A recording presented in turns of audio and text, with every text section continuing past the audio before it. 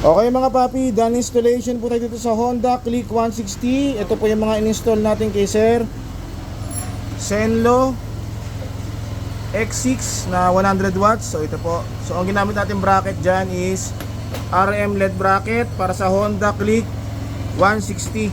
So dati nang may MDL si Sir, so dyan natin nilagay sa ilalim na, no.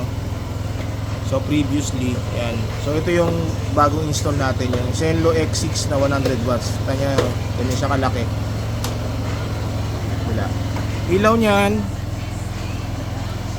low beam, white, high beam, yellow. Okay, and then ito yung ginamit na 3-way switch. Yan, sa ilalim, domino. Tapos, since naka-tie switch si Sir,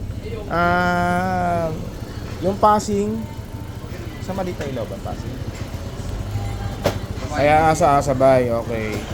Pag naka low beam, passing, high beam, passing. Ayan. Okay mga paps, kung sino mag-avail ng ganitong klaseng auxiliary light, Zenlo X6 100 watts, punta lang sila dito sa Scooteristas online shop. Maraming salamat po.